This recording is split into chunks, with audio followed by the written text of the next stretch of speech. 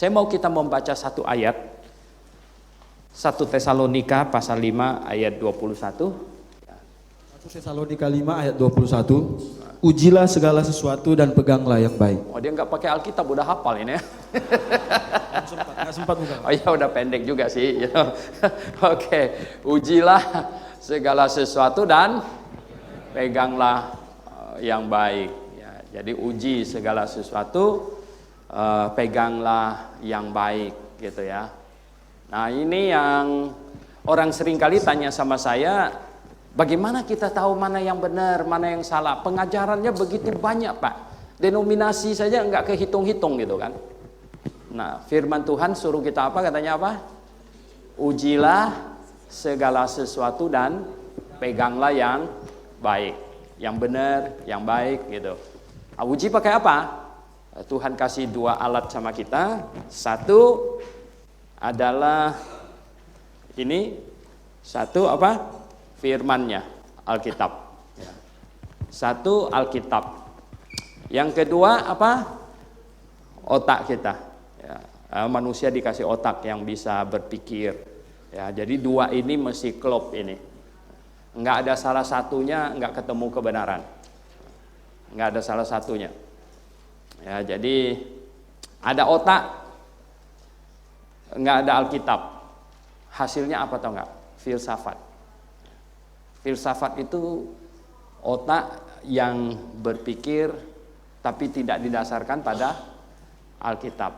Hasilnya filsafat. Oleh filsafat itu berpikir, wah hebat sekali gitu. Pemakaian otak tanpa didasarkan pada Alkitab. Nah, tapi kalau ada Alkitab nggak ada otak, ya apa jadinya? Si Bleki, ya kan? Bukan dipelajari, di apa? Digonggongin. Cuman ada Alkitab nggak ada otak, nggak bisa ketemu kebenaran. Nah, oleh sebab itu ketemu kebenaran kalau dua ini akur. Dua ini jadi akur. Otak dan Alkitab gitu. Ya, jadi otak dan Alkitab, ya makanya itu orang sering tanya sama saya, yang disebut kebenaran itu apa?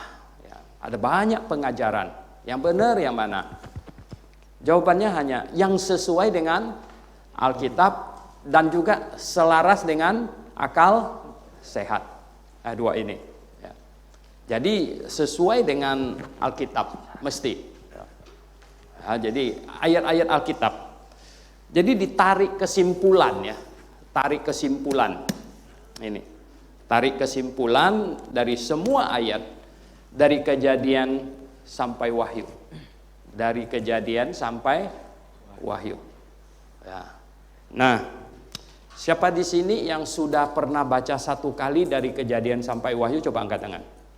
Pernah baca satu kali gitu? Ya. Minimum ya, satu kali. Ya, lumayan banyak. Yang sudah baca 2 kali? Yang sudah baca 10 kali? Iya, makanya. Jadi harus ini ya, sering-sering ulang ya. Kalau sudah sering-sering ulang, nanti ya, orangnya bingung, Pak, saya pernah tahu ada ayat kira-kira bunyinya begini, di mana? Oh, saya kasih tahu ya, di sini letaknya. Berarti kita sudah tahu ya.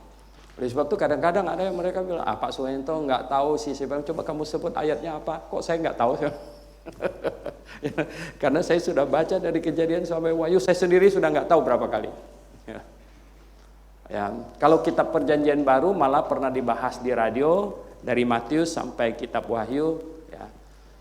Pasal 1 ayat 1 sampai Wahyu pasal 22 ayat 21 di radio. Satu pasal 1 jam. Oke, jadi Bapak Ibu sekalian, sekarang saya mau Anda tahu sedikit tentang teologi ya. Tahu sedikit tentang teologi. Ini masih pagi, kita jam 8 ya. Ini jadi sekolah teologi. Banyak orang berpikir bahwa wah ini tiap hari cuma baca Alkitab aja, baca Alkitab. Sebenarnya tidak ya. Di dalam sekolah teologi itu kan ada pelajaran umum ya. Pelajaran umum ya. Nah, pelajaran umum ini apa saja? Ya, pelajaran umum ini bahasa pasti banyak ya. Bahasa ya, Indonesia sudah pasti, you know. Bahasa apa? Inggris, ya. Bahasa biasanya yang pasti ada, lihat tingkat ada Yunani, ya. Ada apa? Ibrani, ya. Tambah lagi, ya, ada bahasa Mandarin, segala macam begitu. Ya. Ini yang umumnya, yang pelajaran umum. Ditambah lagi yang umum ini ada musik, ya. Ada musik, ya loh, macam-macam musik. Ya. Kita belajar bahkan alat-alat musik. Ya.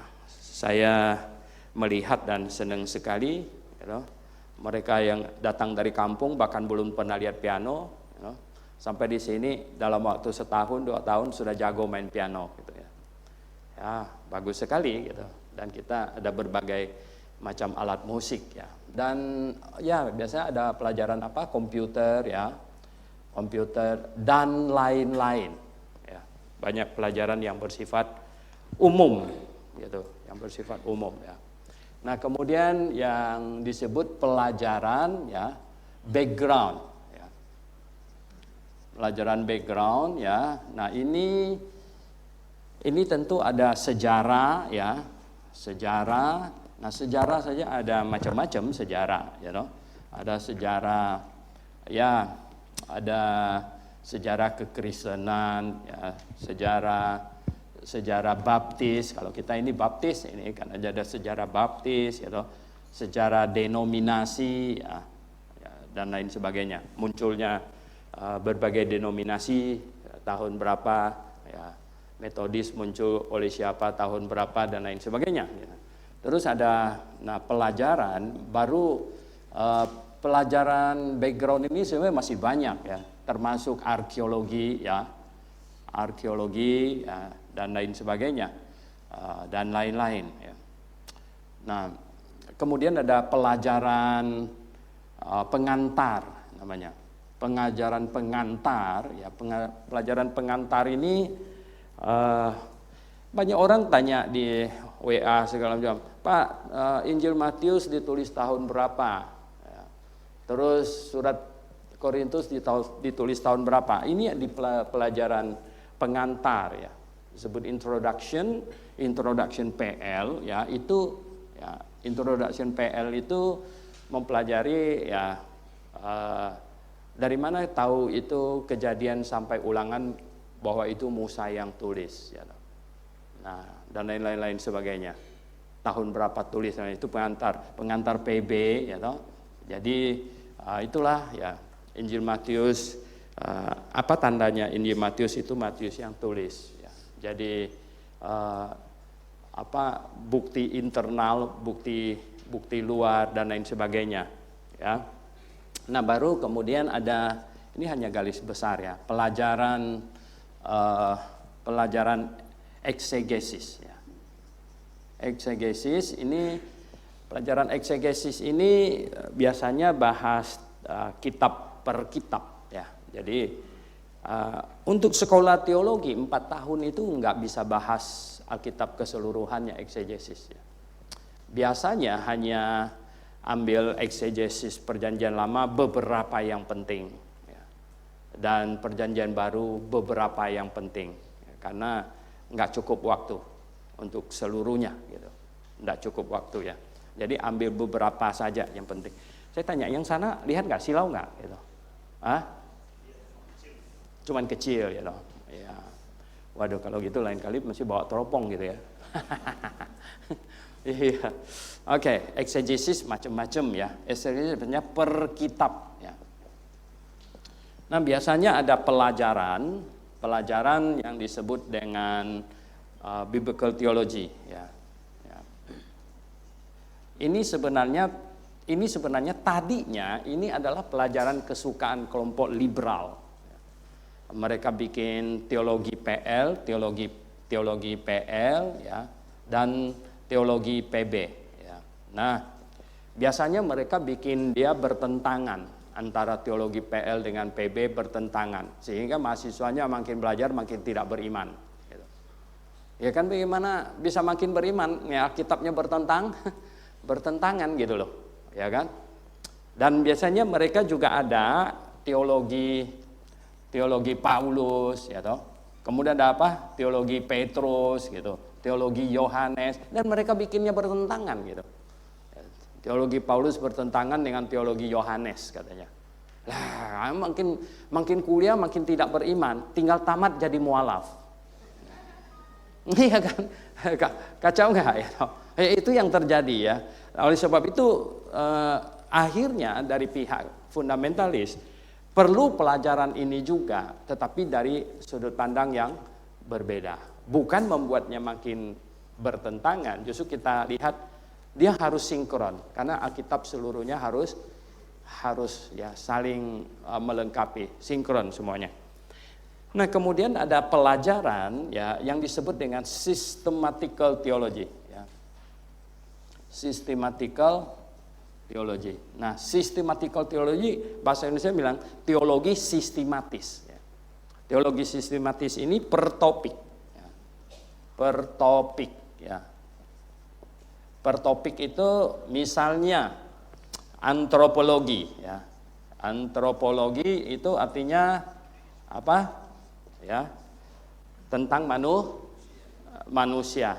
Nah, ini yang sebenarnya disebut doktrin, ya, disebut doktrin. Jadi antropologi itu adalah doktrin tentang manusia, ya toh.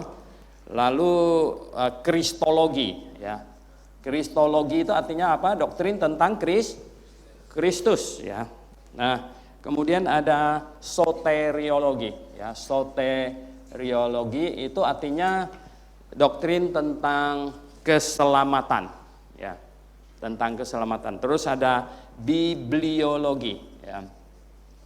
Bibliologi itu doktrin tentang Alkitab. Terus eklesiologi, ya. Eklesiologi doktrin tentang gereja. Nah, mengapa dia disebut doktrin? Karena disimpulkan secara keseluruhan, ya, dari ya, kejadian sampai wahyu. Ya. Karena jadi sistematika teologi itu adalah kesimpulan dari kejadian sampai wahyu tentang sebuah topik. Gitu. Jadi apa pengajaran Alkitab dari kejadian sampai wahyu tentang manusia, gitu. Ya. Yang sanggup menulis sistematika teologi ini enggak sembarangan teolog. Karena itu orang harus sudah membaca Alkitab kejadian sampai wahyu ulang-ulang punya orang. Jangan sampai ada satu ayat pun ketinggalan. Ya kan? Kalau sampai ada satu ayat ketinggalan nanti kesimpulannya jadi ya tidak bagus, tidak valid gitu. Malah ada ayat yang dia lupa jadi akhirnya bertentangan. Gitu.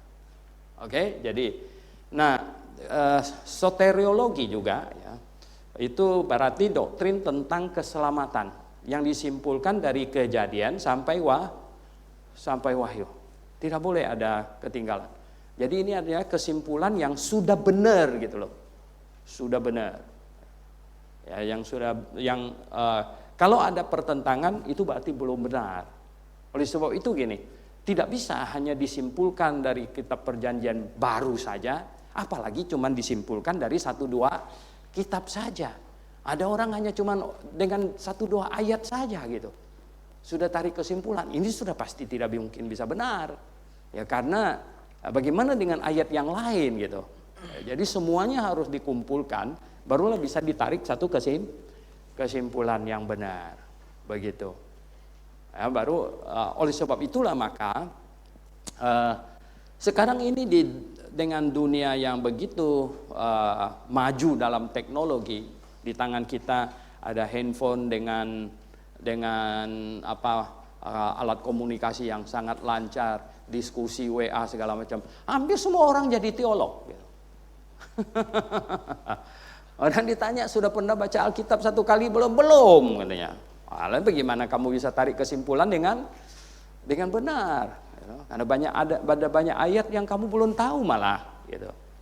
Ya kan? Bagaimana kamu bisa bilang ini kesimpulan yang sudah benar? Loh, kamu sudah baca belum di kitab itu bunyinya begini nih? Bagaimana? Ya, jadi tidak bisa begitu. Oke, nah hari ini satu minggu ini sebenarnya kita belajar 3 doktrin ini, yaitu apa? Soteriologi, terus bibliologi, ya, terus apa? Eklesiologi. Ya. Jadi tiga ini. Sebenarnya ini bagian dari systematical theology, ya, systematical theology. Jadi tiga doktrin inilah, ya. Saya bilang ini utama. Ada mereka di grupnya, itu Pak Suhento, kristologi tidak utama. Ya sebenarnya sih kalau saya bilang semuanya juga utama, gitu. Tetapi kalau atas pemilihan waktu, ya enggak? Atas pemilihan waktu. Emangnya ya kalau udah belajar semuanya kan udah masuk sekolah teologi aja, betul enggak? Ya, enggak cuma seminggu gitu. Tapi kalau misalnya waktu kita ada seminggu, mana yang kita pilih yang lebih utama? Kalau misalnya ya cuman ada 2 hari, apa yang kita pilih yang paling utama? Ya, sebenarnya orang bodoh yang cuma mau cari ribut dan mau ingin berdebat aja yang ngaco-ngaco begitu ya. Ini kan pemilihan waktu, ya toh. Ya kalau kita ada waktu cuma sehari, apa yang kita pilih misalnya, ya toh. Topik apa yang paling utama kita pilih? Supaya orangnya lahir baru kita pilih apa? Keselamatan. Ini yang udah paling utama gitu. Yang ngapain kita ngomong teologi sama orang yang nggak lahir baru, ya toh? Nggak selamat. Ya sama aja ngomong sama tukang kelapa itu ya tentang teologi, mana bisa? Ya, nggak mungkin ya. Jadi kita pemilihan waktu, kita pilih yang utama. Kita tidak berkata misalnya lalu doktrin tentang Allah, proper theology ya sebenarnya itu ya. Proper theology tidak penting. Nah, ya semua penting ya. Apalagi pneumatologi tentang Roh Kudus semua perlu ya. Tetapi untuk pemilihan waktu. Ya kalau 1 minggu ini kita belajar kenapa kita pilih 3 ini. Tahu kenapa kita pilih 3 ini? Soteriologi tentang keselamatan. Nah, ini yang orang Kristen tidak boleh salah kalau mau masuk surga. Ya enggak? Ini enggak boleh salahnya gitu. Kalau salah kamu nggak ke surga gitu. Ya, jadi ini tentang keselamatan. Maka itu kita bilang ini penting. Bahkan dia menjadi pusat dari seluruh Alkitab. Seluruh Alkitab dari Kejadian sampai Wahyu itu intinya adalah supaya manusia masuk surga. Itu ya. Ya. Untuk apa muter-muter ya studi apapun juga yang lain sebenarnya kalau nggak masuk surga nggak ada guna sama sekali. Ya. Jadi 0 gitu. Jadi utama itu masuk surga. Makanya soteriologi sangat penting. Nah kemudian yang kedua kita pilih, mengapa bibliologi tentang Alkitab? Nah semua doktrin, semua kesimpulan kita ditarik berdasarkan apa? Alkitab. Jadi kalau Alkitab ini kita nggak menguasainya, ya kita nggak ngerti sampai penuhnya. Tiap minggu bawa Alkitab lagi ke gereja. Nah orang tanya Alkitab segala macam, dia bingung sendiri. Nah kan ya toh diketawain orang loh, betul nggak? Nah itulah sebabnya kita bilang doktrin tentang Alkitab sangat perlu gitu, sangat perlu. Ya, belum lagi nanti bertemu dengan umat agama lain, lalu berdebat-debat sedikit, ya, lalu sebentar saja menyerah. Hari apa itu saya sama ibu pergi ke bank, di bank DBS, yang layanin saya itu satu anak muda umur 20 lebih sedikit. Dia baru tamat kerja di situ. Saya tanya namanya apa? Andrew. Nah, Andrew kan mirip anak saya yang kecil tadi ya. Namanya Andrew kan. Ngomong-ngomong saya tahu Andrew ini orang Kristen. Ya enggak? Namanya Andrew kan masih orang Kristen ya toh. Kalau namanya Ahmad, saya pikirnya masih ke masjid. Namanya Andrew. Jadi pas ke gereja saya tanya, gerejanya di mana? Ya, Andrew saya bilang hari Minggu. Terus dia kasih tahu gerejanya yang di PRJ itu. Nah, oh saya bilang ya. Nah terus saya tanya ya Andrew, saya bilang jadi Andrew percaya Tuhan sudah memilih orang masuk surga ya, yang nggak kepilih masuk neraka, sejak kekekalan sudah dipilih. Enggak lah Pak. Loh kok enggak, saya bilang. Ya kan, saya bilang kan lah kan Andrew ke gereja yang Calvinis loh. Iya sih dibilang kita Calvin. Oh saya bilang, tahu Calvin ngomong begini. Enggak lah Pak. Nah, akhirnya ngomong-ngomong tahu nggak apa? Ujungnya dia sendiri simpulkan. Ya yang penting kita banyak berbuat baik Pak ya, kita akan masuk surga. Ngaco ini mulai. Saya bilang. Ya loh. Betul nggak? Namanya Andrew. Ya loh. Mulai ngaco dia. Saya juga nggak mau banyak ngomong lagi. Gimana mau nginjil dia di bank, dia lagi bertugas lagi. Gitu. Ya, lalu waktu pulang di mobil, saya ngomong sama ibu. Saya bilang, kalau jemaat Grafe jawab macam begitu, saya malunya minta ampun. Ya, saya malunya minta ampun. Ya, mana ini ya? Namanya Andrew, tapi nggak ngerti Alkitab. Ini yang jadi masalah. Ya, ini makanya sangat penting sekali. Coba Anda ketemu orang lain lah. Lebih-lebih mereka yang dari kecil sudah Kristen. Ya, tanya jawab dikit aja, nanti dia mulai, ya dia udah mulai pusing gitu kan. Ya, mulai ya pokoknya kita banyak berbuat baik lah Pak ya, kita akan masuk surga. Belum kita bilang, oh kalau gitu orang Buddha semua masuk surga ya. Ya enggak? Bagaimana gitu? Oke ya. Nah, kenapa kita bibliologi, eklesiologi kenapa penting? Wow ya. Saya bilang kalau kita percaya Tuhan Yesus dan langsung masuk surga, enggak perlu eklesiologi. Ya enggak? Bertobat percaya Tuhan Yesus langsung sudah masuk surga, enggak usah. Ngapain belajar eklesiologi? Justru belum masuk surga. Ya kan? Kita belum masuk surga, kita masih tetap di dunia ini dan harus berjemaat. Kita kumpul berjemaat. Nah, aturannya kumpul berjemaat itu seperti apa? Nah, ini perlu gitu. Ya, saking banyaknya orang tidak ngerti cara berjemaat gimana. Akhirnya gini loh. Kalau gereja itu banyak orang pemerintahan, gerejanya mirip-mirip negara. Kalau gerejanya banyak orang bisnismen, gerejanya mirip apa? Mirip-mirip perusahaan. Ya kan? Begitu semuanya. Gerejanya banyak orang sosial. Gerejanya mirip-mirip apa? Yayasan sosial. Begitu ya. Itu karena apa? Karena tidak mengerti sebenarnya menurut Alkitab gereja itu harusnya bagaimana. Nah, ini akan jadi kacau-kacau begitu. Maka itu kita bilang, karena kita percaya Tuhan Yesus diselamatkan dan tidak segera masuk surga, kita masih tetap di dunia ini dan cukup lama, kita harus tahu tentang gereja. Yang benar itu seperti apa, yang Tuhan mau gitu. Oke, Bapak Ibu sekalian, ya jadi tahu kenapa kita belajar soteriologi dan bibliologi dan eklesiologi. Ya, kita belajar ini. Karena ini penting, ini doktrin, ya tentu ya Anda baik juga tahu dan belajar tentang misalnya kristologi. Sebenarnya dalam soteriologi sudah ada kristologi di dalamnya, ya. Cuman ada pelajaran yang khusus tentang hikayat Yesus juga, ya, dan lain sebagainya. Antropologi, ya, tentang manusia, propertiologi dan tentang eskatologi akhir zaman, ya, pneumatologi tentang Roh Kudus semuanya. Jadi ini penting sekali. Yang penting lagi satu itu yang saya kontemporel teologi, ya, kontemporel teologi. Ya.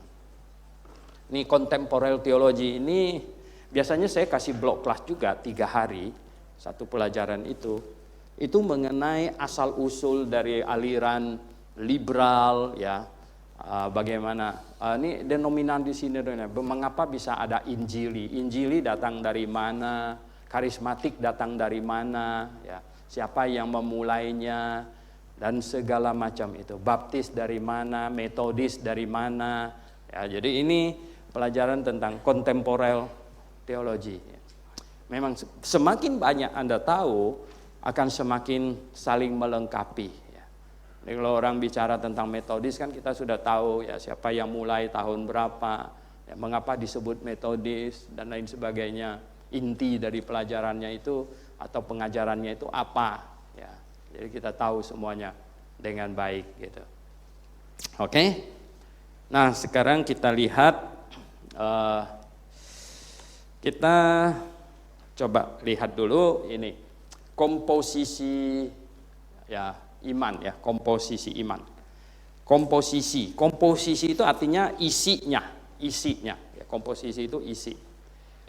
Jadi komposisi iman artinya isi, ya, isi. Kita bilang misalnya apa?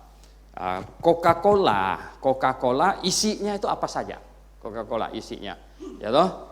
Ada sodanya, ya toh, sekian persen. ada airnya sekian persen, ada gulanya sekian persen. Nah, itu isi dari Coca-Cola, komposisinya. Nah, kalau dibilang iman itu apa? Iman itu isinya apa? Iman itu isinya apa? Tapi statement tentang iman itu apa? Statement dengan iman dengan isi iman itu dua hal yang berbeda. Statement tentang iman di dalam Ibrani pasal 11 itu ada statement tentang iman. Oke, penginjil Fili ya.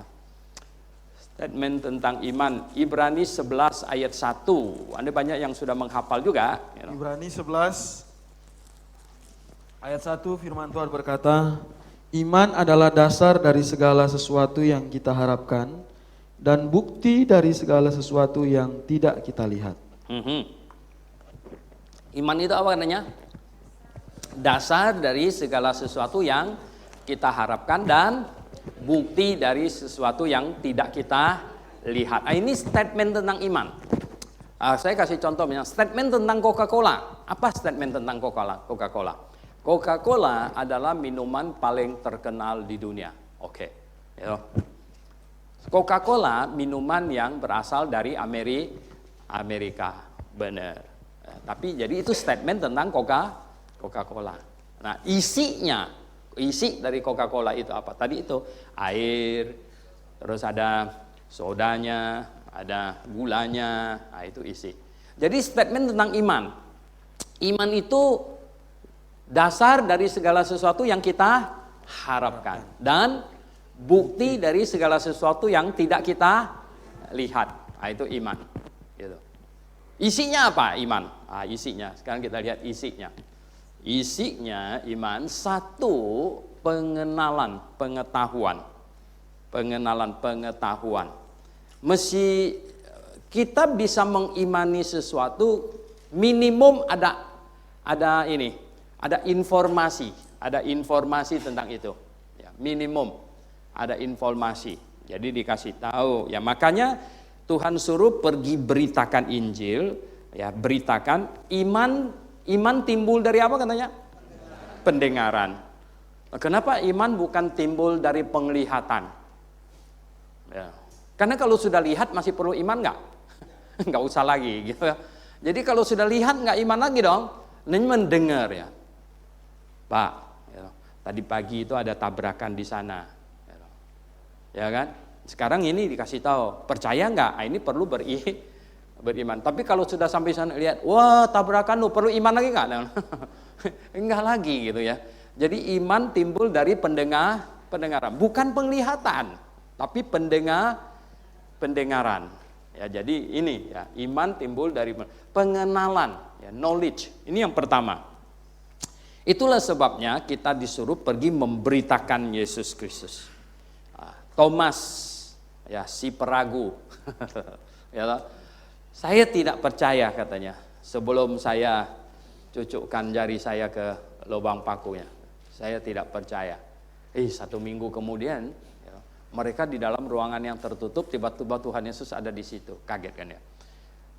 Dan Tuhan Yesus tahu lagi kan, Thomas ini katanya masukkan tangan kamu ke sini, aduh, ya, malunya ya nggak tahan lagi. Apa Thomas ada masukkan jarinya enggak? Enggak, ya. Enggak. Langsung dia apa katanya Alkitab bilang apa? Dia langsung apa? Tersungkur dia. Langsung sudah tersungkur dan berseru, "Ya Tuhanku, ya Allahku," katanya apa? Ternyata semua yang saya omong dia tahu dan sekarang dia suruh saya tusukkan jari saya. Wow. Nah, ini akhirnya Tuhan Yesus ngomong apa sesudah itu? Ya, kamu melihat dan percaya. Berbahagialah mereka yang tidak melihat namun percaya. Wow, ini. Jadi iman karena belum melihat. Ya kalau sudah melihat kayak Thomas, masa nggak percaya lagi ya toh? Itu sudah tidak perlu iman lagi. Yang perlu iman itu justru belum melihat. Ya kita beriman kepada Tuhan Yesus karena belum melihat. Jadi mereka yang ketemu Tuhan Yesus datang ke kamarnya masih perlu beriman nggak? Ini dia, saya bilang ini agak kacau ya. Ya, kita beriman karena kita memang belum lihat. Orang Pak Soento sudah lihat Tuhan Yesus nggak? Oh enggak lah, makanya saya beriman. Saya beriman karena saya belum lihat. Kalau sudah lihat, Ya sudah lihat bagaimana ya. Sudah nggak iman lagi kayak Thomas saya gitu. Ya, oke, ya. Jadi pengenalan ini, pengenalan. Yang kedua, kalau orang kenal mungkin tahu saja. Ada banyak orang sekolah di sekolah Kristen. Ulangan dapat 100. Dia tahu nggak itu? Tahu, tapi belum beriman. Ya, belum beriman. Kalau tahu saja belum beriman. Apa beda tahu dengan beriman? Nah, ini. Ya, tahu, ya banyak tahu, sudah tahu, tapi belum beriman. Beriman itu kalau sudah ini. Beriman itu kalau sudah apa? Sudah ada perasaan, sudah ada feeling. Ya. Iman tuh mirip-mirip cinta. Kalau ketemu aja cinta belum? Belum, gitu. Ya enggak? Dari mana datangnya cinta? Dari mata turun ke hati, ya. Kapan tahu sudah turun ke hati ini? Kapan tahu turun ke hati? Ketika ada apa? Dak dikduk gitu. Wah, ini sudah turun ke hati ini. Gitu. Kalau lihat fotonya di internet sih boleh-boleh juga, tapi bisa jadi pasang foto bintang film nih. Ya kan? Pasang foto bintang film, sekali lihat orang ini loh kok beda gitu. Dari mata turun ke hati. Kalau hati udah dak dikduk ini asli nih. Jadi perasaan ya. Kalau ada perasaan sudah ada perasaan itu artinya ini sudah ada feeling ya. Atau rasanya gitu. Ini ada rasanya. Nah, sekarang apa beda orang ya? Apa beda orang yang tahu tapi belum beriman dengan yang sudah beriman? Nah, itu adalah ada tambahan apa? Perasaan. Ya. Tahu plus perasaan, kemudian tambah satu lagi, yaitu apa? Ada kehendak. Nah, ini dia. Jadi pengenalan, perasaan, dan kehendak. 3 hal inilah sebenarnya yang bentuk iman. Kehendak apa? Kehendak yang positif gitu. Pokoknya ya Anda semua punya pengalaman ya jatuh cinta gimana kan? Gitu. Pokoknya mau ketemu aja gitu. Ya enggak. Biar jauh-jauh misalnya dari Medan datang gitu ya toh. Misalnya gitu ya. Ya pokoknya mau ketemu aja gitu ya enggak. Ya enggak. Ya kalau ada di Antartika pun kita ke sana gitu. Pokoknya mau gitu. Itu namanya sudah jatuh cinta. Ada kehendak yang positif ya dalam ini. Ini ya. Nah, tetapi sekarang kita lihat mengapa kita perlu blok kelas, seminar, tambah pengetahuan ya. Saya bikin KKR hanya ya beberapa kali saja, Satu kali di Manado di lapangan sepak bola Samratulangi, ya, ramai sekali. Tapi selesainya ya cuman kurang lebih sejam begitu, khotbah bisa apa? You know? Orang hanya digojolok-gojolok, dia punya perasaan, habis itu pulang nggak tahu apa-apa lagi gitu ya kan. Maka itu saya bilang ini pengetahuan penting. Kenapa? Karena pengetahuan ini mempengaruhi perasaan dan mempengaruhi kehendak. Pengetahuan. Sama dengan saya tadi bandingkan dengan jatuh cinta. Anda lihat, wah pemuda ya ganteng nih, boleh-boleh ini ya toh. Nggak kalah kalau lawan Ronaldo ini. Ya enggak? Ya toh. Kemudian ini sudah ada feeling perasaannya, dak dikduknya kencang sekali gitu. Ya toh. Kemudian ada kehendak juga gitu. Bagus gitu. Tapi tambahan pengetahuan ini sangat nanti akan mempengaruhi. Ya, perasaannya bisa jadi negatif loh. Apalagi kehendaknya gitu. Sangat tergantung penambahan pengetahuannya apa. Lalu kau cari tahu. Wah, sekali cari tahu apa? Misalnya, wah, masih bujangan, gitu. Sudah ada kerjaan. Dicari tahu lagi apa? Belum ada pacar. Wah, diduknya lebih kencang kan. Gitu. Belum ada pacar ya. Keluarga baik-baik gitu. Ditambah lagi, wah, dia lihat-lihat saya terus gitu. Wah, aduh, Bapak. Ya enggak? Itu mau pecah rasanya gitu enggak? Dung gitu loh. Nah, itu kira-kira kan informasi positif gitu loh. Tapi kalau misalnya masukannya itu negatif, ya, dia cari tahu ganteng deh, ya Ronaldo mah kalah jauh gitu ya enggak. Lalu dicari tahu apa lagi, waduh, duda, waduh, ya, pernah kawin 3 kali, waduh, ya enggak, oke kan, 3 istrinya babak belur semuanya, sering ke polisi lapor, gitu.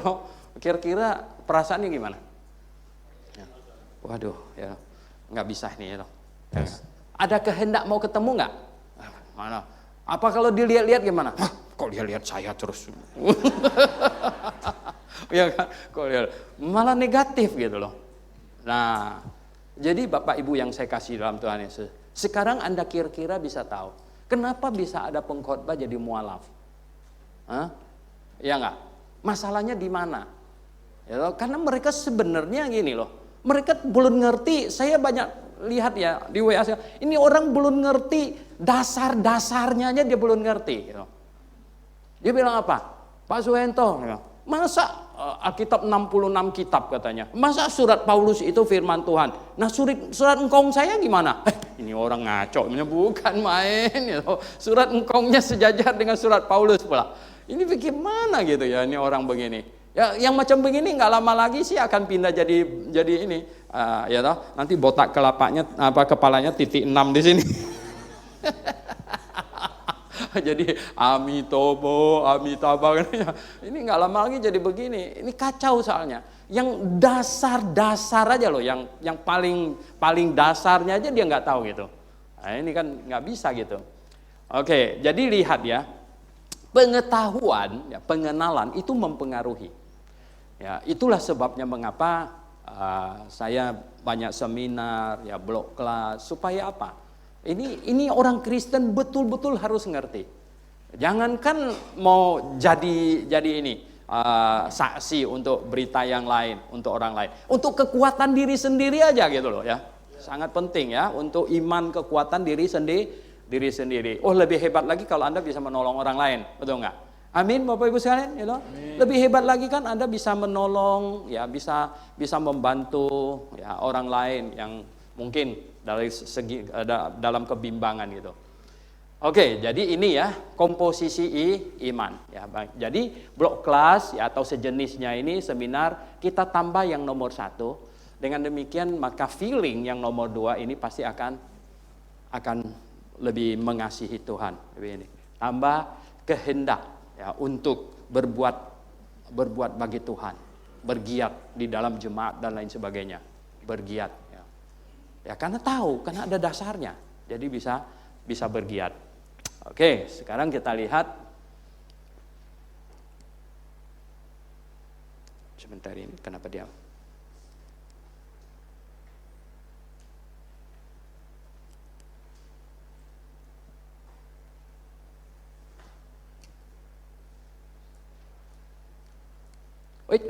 Tiba-tiba dia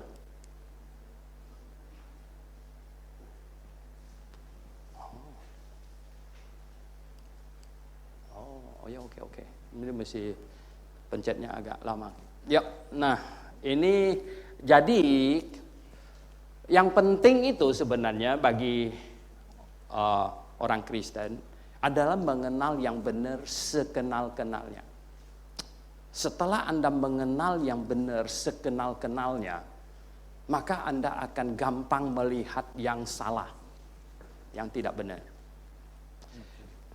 Bank Indonesia mengeluarkan ini, kasih tahu, ini uang 100.000 itu adalah yang paling banyak dipalsukan. Ya, ngapain palsukan yang 1.000, betul nggak?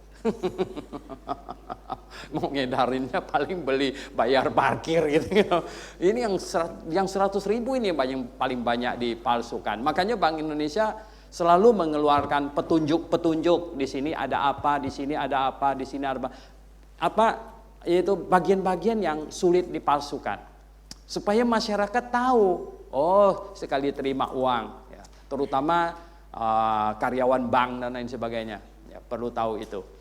Nah sama, jadi saya ingin Bapak Ibu mengenal yang benar. Ketika mengenal yang benar dengan sebenar-benarnya, maka sudah gampang untuk mengidentifikasi yang tidak benar. Nah, sudah gampang. Oke? Nah, sekarang kita mulai paling dasar. Anda sudah percaya ada Allah, amin. Tapi maksudnya saya ini adalah untuk menjawab orang, ya, untuk menjawab orang supaya orang macam-macam enggak ada Allah dan lain sebagainya. Ya mungkin ada satu hari perlu menjawab orang. Alkitab berkata, ya, apakah karena baterainya ya? Mana Andrew ya? Ini punya dia nih, Lin. Saya pinjam. Katanya lebih bagus ininya hijau gitu. Tapi kok enggak? Ini baru turun. Lama amat. Nah, lihat ya. Ini Mazmur 14 ayat 1. Coba ya. Siapa tukang baca? Oh ya, baik. Mazmur 14 ayat 1 bahasa Indonesianya apa? Ini bahasa Inggrisnya bilang apa? The full Mazmur headset. 14 ayat 1 untuk pemimpin biduan dari Daud. Orang bebal berkata dalam hatinya, tidak ada Allah. Busuk dan jijik perbuatan mereka. Orang bebal berkata dalam hatinya, tidak ada Allah. Orang bebal, ya. Kita bukan orang bebal. Orang bebal. The fool had said in his heart, there is no God. Orang bodoh berkata dalam hatinya, tidak ada Allah. Ada 3 bukti minimum ya. Jadi kalau gini, kalau orang tanya, kenapa kamu percaya ada Allah? Kenapa saya percaya ada Allah? Kenapa saya percaya ada Allah? Ya, mesti ada apa? Ada alasan gitu. Alasan kenapa saya percaya ada Allah? Ya. Alasannya apa? Ya. Nomor satu, alam semesta ciptaannya menyatakannya. Roma pasal 1 ayat 19-20. Coba baca. Roma 1 ayat 19 dan ayat 20. Karena apa yang dapat mereka ketahui tentang Allah nyata bagi mereka, sebab Allah telah menyatakannya kepada mereka. Sebab apa yang tidak nampak daripadanya, yaitu kekuatannya yang kekal dan keilahiannya, dapat nampak kepada pikiran dari karyanya sejak dunia diciptakan, sehingga mereka tidak dapat berdalih. Jadi apa yang tidak nampak dari Allah, katanya, nampak kepada pikiran kita dari ciptaannya. Berarti nomor 1 apa? Alam semesta ciptaannya. Itu membuktikan ada Allah. Wow. Ya. Lawannya sebenarnya evolusionis, Big Bang. Evolusionis Big Bang. Sebenarnya Big Bang itu hanya sebuah teori orang yang menentang Allah. Nggak ada alam semesta ini terjadi gara-gara sebuah ledakan dahsyat katanya. Dari titik yang paling kecil ledakan dahsyat akhirnya jadi bumi dan segala macam. Kenapa bumi bisa begitu cakep, bisa begitu bulat, kok nggak persegi-persegi gitu? Ya kan, kalau dari hasil ledakan.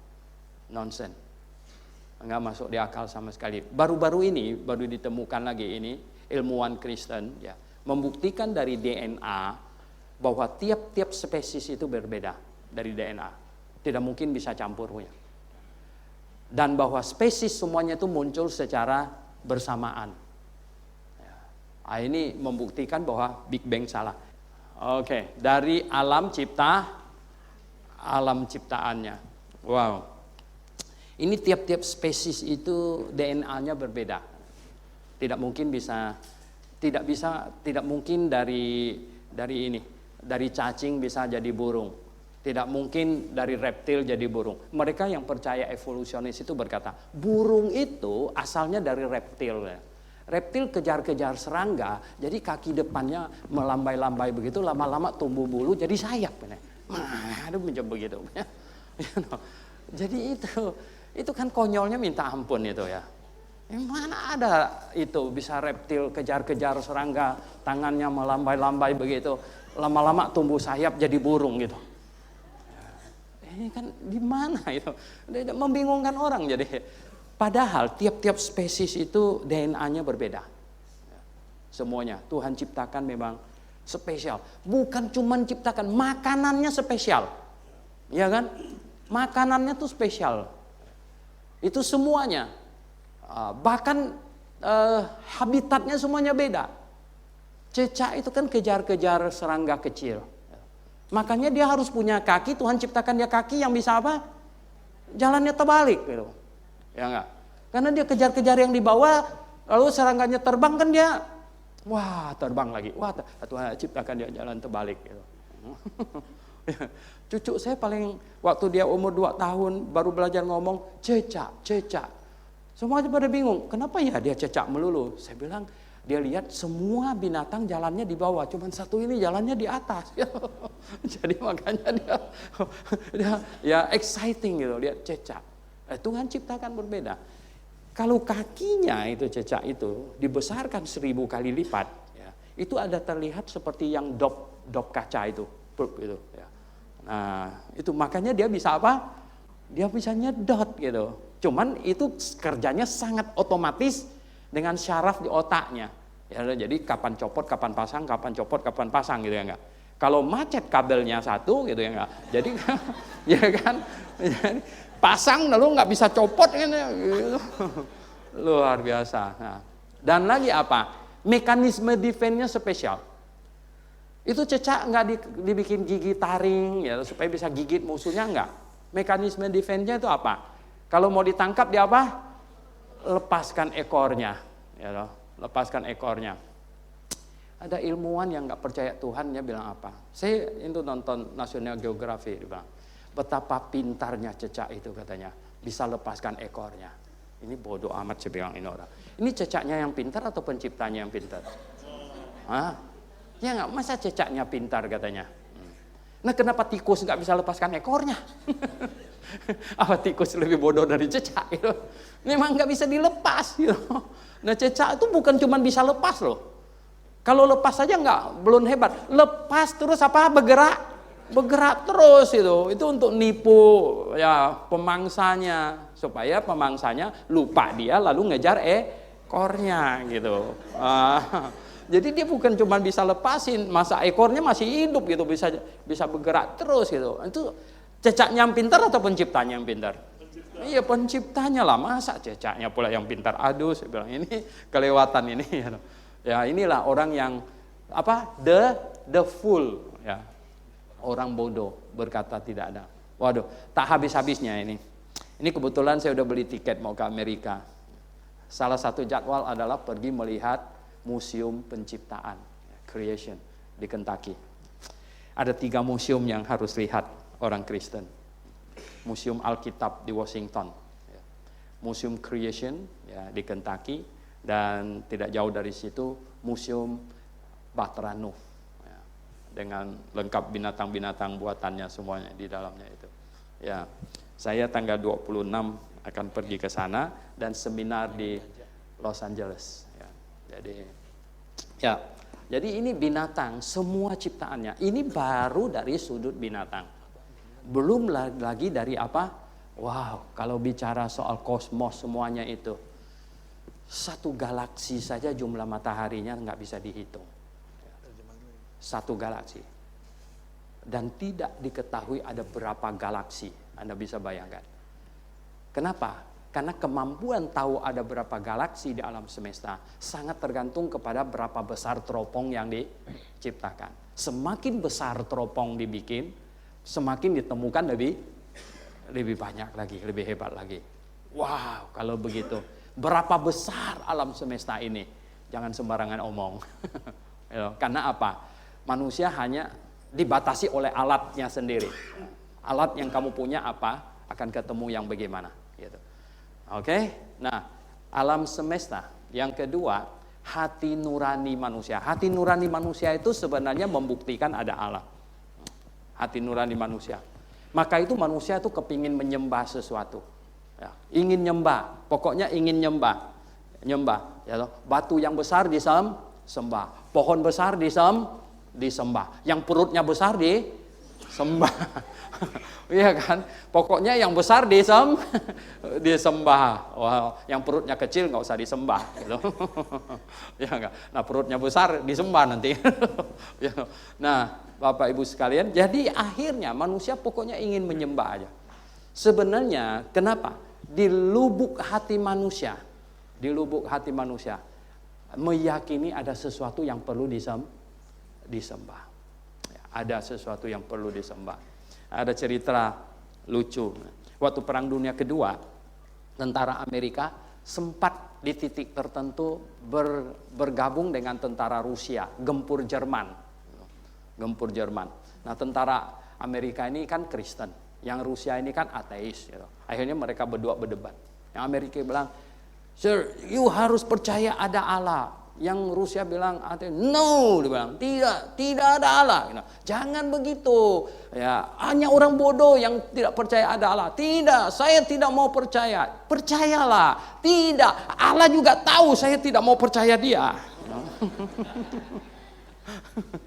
Jadi gimana? Sebenarnya dia percaya nggak? Iya kan? Dia percaya. Cuman dia sengaja tidak mau percaya sebenarnya. Karena apa? Hati nurani manusia mengiyakan ada Allah. Ya. Cuman kasihan ya. Banyak yang tidak ketemu Allah yang benar, ketemu Allah yang palsu. Ya. Karena apa? Iblis ya itu musuh Allah. Setan itu arti kata setan itu adalah musuh. Ya. Setan. Jadi iblis yang memberontak ya, menjadi musuh Allah. Maka dipanggil setan, musuh. Ya. Kemudian dipanggil iblis. Ya, iblis itu artinya pendusta. Ya, kata iblis itu artinya pendusta. Jadi sudah jadi musuh, kemudian apa? Penuh dusta, penuh tipu muslihat. Waduh ya. Kalau tipu muslihat itu kelihatannya kayak benar gitu ya, Tapi sebenarnya tidak benar. Kalau nggak ada hati-hati kena tipu muslihat. Nah ini ya, jadi dialah yang menciptakan ya. Karena dia kepingin jadi Allah. Jadi dia menampakkan diri segala macam bahwa dia Allah. Wah, ini bisa gawat ini ya. Memang ya. Dan itulah yang terjadi loh. Itu yang terjadi. Sehingga wow, gimana ini ya? Manusia yang mau menyembah dibingungkan dengan banyak begini. Mau sembah yang mana kalau begitu? Ada datang dia bilang dia Allah. Wah, bahaya. Nah, manusia harus dapat membedakan sebenarnya mana Allah yang benar, mana yang palsu gitu. Mana yang palsu. Oke, hati nurani manusia. Dan yang ini, Alkitab menyatakan ya, Alkitab membuktikan ada Allah. Alkitab setat berkata firman Allah. Allah berfirman. Ya, kalau Allah berfirman, ada Allah enggak? Ada. Oh, benar nggak ini firman Allah? Nah, kita akan buktikan. Benar nggak ini firman Allah? Jadi gini,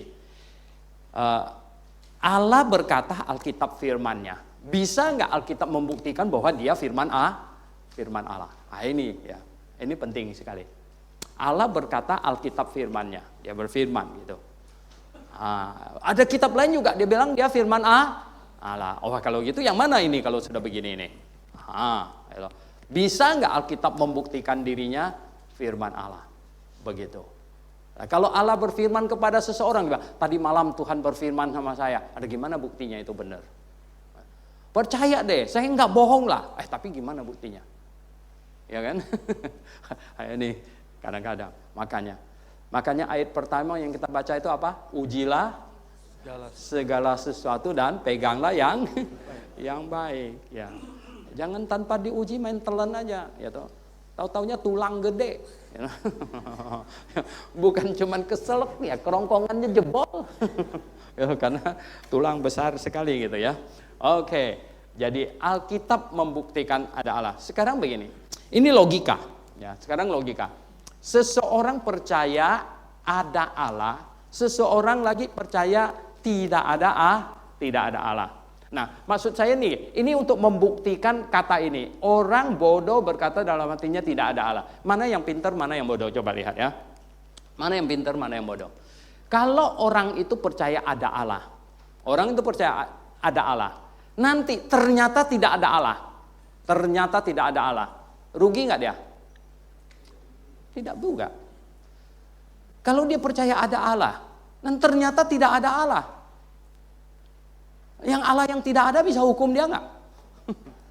Namanya aja tidak ada. Ini bagaimana bisa hukum dia? Gitu. Tapi kalau seseorang percaya tidak ada Allah, lalu nanti kalau dia mati ternyata ada Allah, gimana dia? Habis nggak dia? Wow, ya toh. Kalau gitu mana yang pintar? Ya. Mana yang pintar? Ya. Percaya ada Allah. Ya. Percaya ada Allah pintar. Yang percaya tidak ada Allah bodoh. Bodoh sekali. Ya. Percaya tidak ada Allah. Karena kalau saya percaya ada Allah, ternyata tidak ada Allah. Ya oke. Ya. Ada rugi dikit lah. Orang lain pergi mancing, main-main gitu. Saya ke gereja. Ya kan? Tapi kalau saya percaya tidak ada Allah, nanti kalau terbukti ada Allah, ya kan, saya pasti habis, gitu. Masuk neraka. Maka itulah benar apa yang dikatakan. The fool had said in his heart, there is no God. Betul sekali. Oke, Bapak Ibu sekalian. Sekarang bukti Alkitab firman Allah. Oh, Anda sudah baca Alkitab bahkan 1 kali segala macam. Kalau orang tanya, buktinya apa itu firman Allah? Kok kamu, ya toh, kayak nggak ada kerjaan aja. Baca Alkitab terus. Kenapa? Karena itu firman Allah. Ya, itu firman Allah. Apa buktinya? Apa buktinya? Nah, begini. Membuktikan dengan kitab suci agama lain.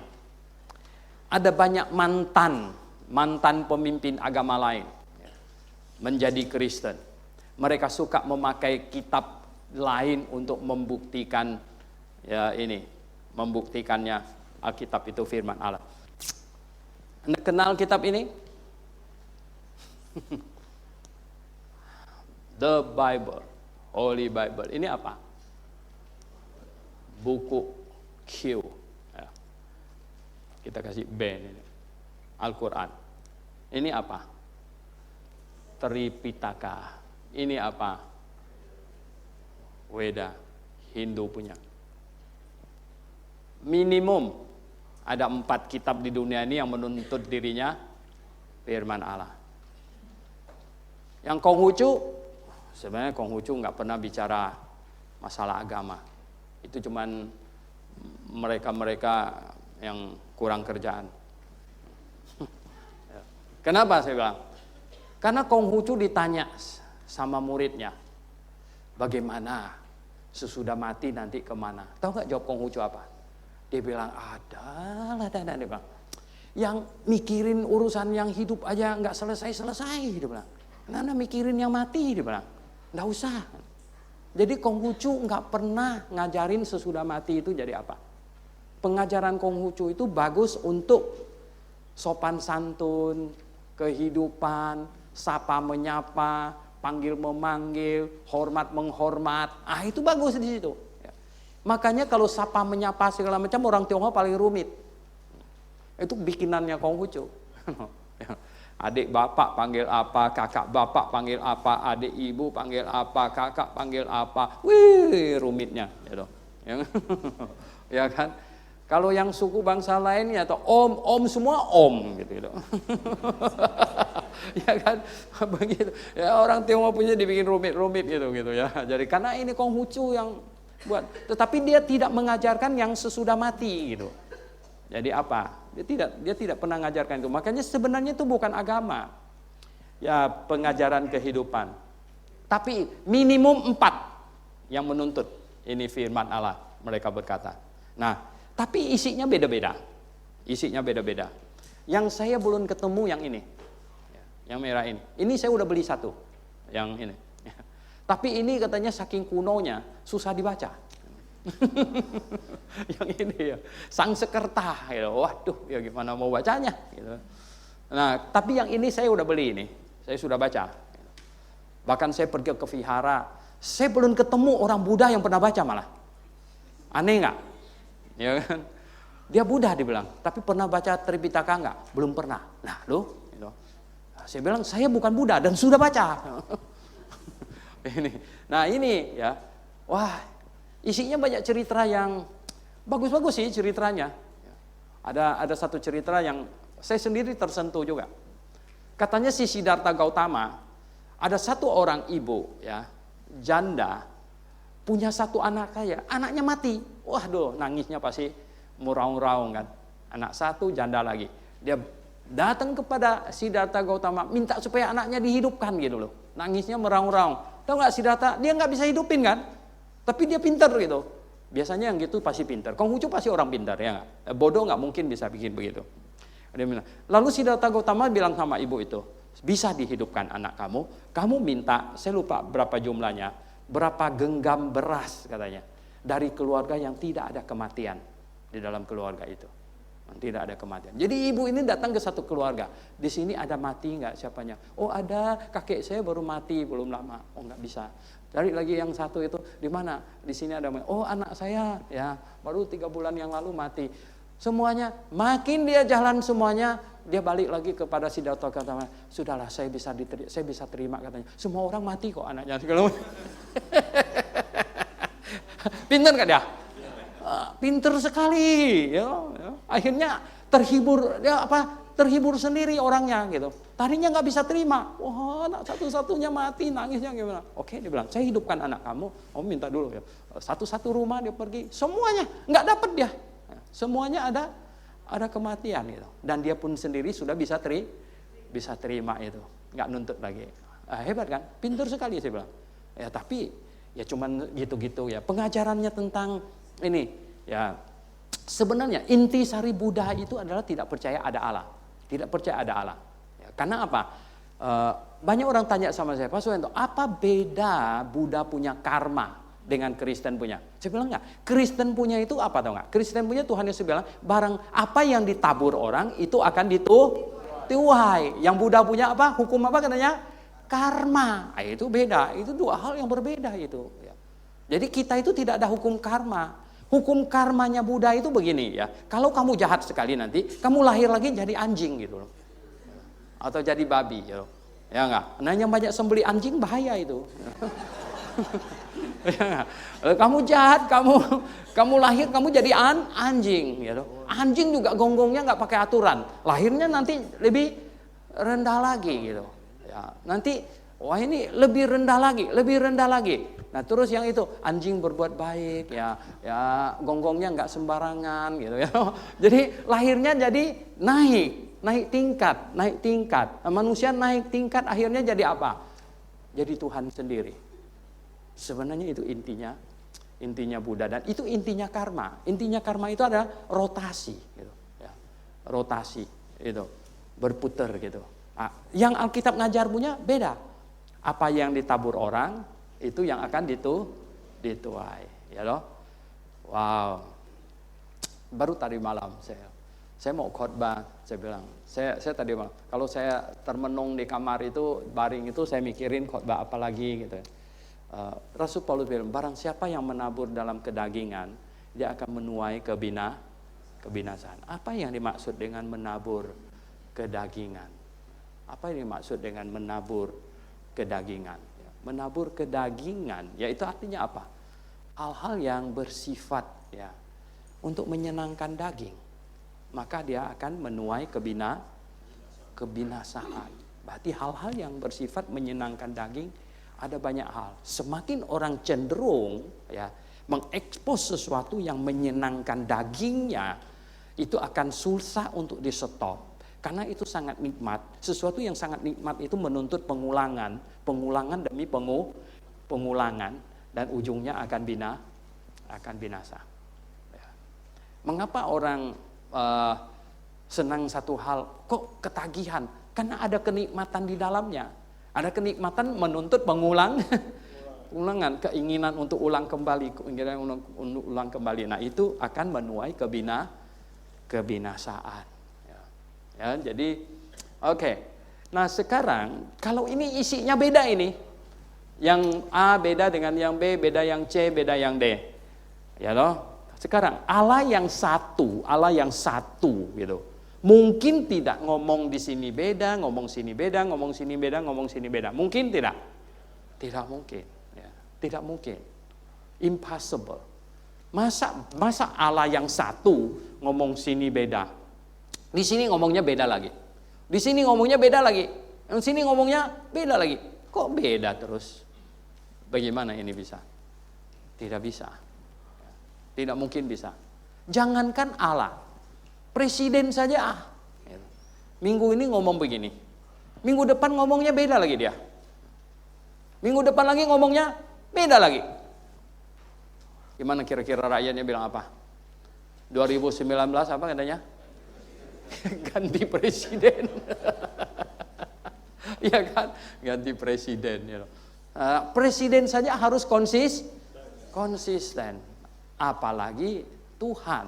Oleh sebab itu tidak mungkin ini empat-empatnya itu firman Tuhan. Tidak mungkin. Wah, kalau gitu kalian ini ekstremis ini. Jadi di sini berkumpul 100 lebih orang ekstremis ini. Gimana? Ya dah. Sebenarnya kita minta maaf. Karena itu kesimpulan akal sehat. Ya. Itu kesimpulan akal sehat. Karena kitab berbeda, itu tidak mungkin. Ya. Semuanya itu firman Allah. Kalau gitu kemungkinannya apa? Kemungkinannya apa kalau gitu? Semuanya bukan firman Allah. Jadi tinggal dua loh. Sekarang gini ya. Semuanya firman Allah, semuanya bukan firman Allah, dan salah satu firman Allah. Oke. Semuanya firman Allah, mungkin tidak? Tidak. Semuanya bukan firman Allah. Kenapa tidak mungkin? Kenapa? Semuanya bukan firman Allah. Kenapa tidak mungkin? Kalau semuanya bukan firman Allah, sama dengan sebenarnya tidak ada Allah. Kalau tidak ada Allah, ya semuanya bukan firman Allah. Kalau ada Allah, jadi tidak mungkin juga semuanya bukan firman. Kalau Allah menciptakan manusia yang bisa ngomong, kira-kira penciptanya sendiri bisa ngomong nggak? Pasti bisa. Kalau begitu tinggal satu kemungkinan. Apa? Salah satunya firman Allah. Wah, kalau gitu kita perlu cari salah satunya firman Allah. Kalau salah satunya firman Allah, berarti gini, kalau terbukti B ini firman Allah, maka ya, A, C, D bukan. Kalau terbukti D ini firman Allah, maka A, B, C bukan.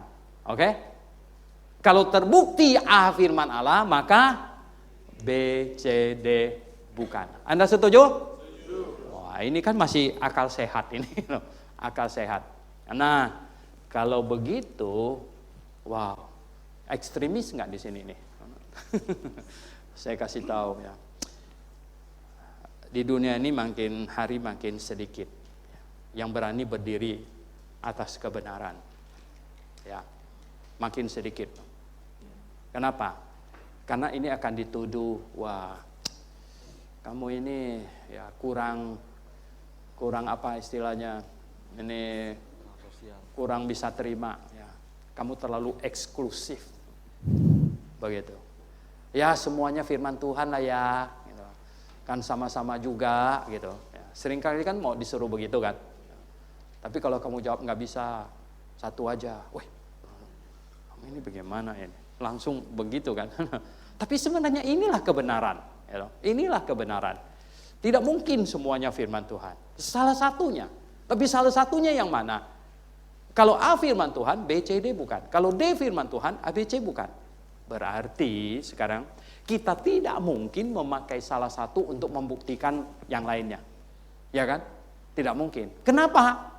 Logikanya kan gini. Ya kalau B firman Tuhan, A, C, D bukan. Bagaimana dipakai yang bukan firman Tuhan untuk membuktikan yang firman Tuhan?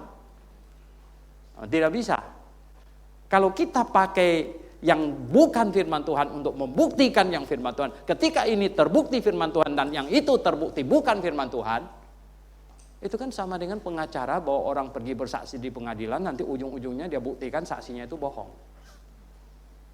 Ada pengacara sebodoh itu? Enggak ada. Ya, enggak ada. Nah, makanya kita berkata ini ya, membuktikan dengan kitab suci agama lain ini apa? Ya, kurang hikmat, tidak tepat, tidak boleh sebenarnya, tidak benar. Jadi tidak boleh memakai kitab suci agama lain untuk membuktikan Alkitab itu firman Tuhan.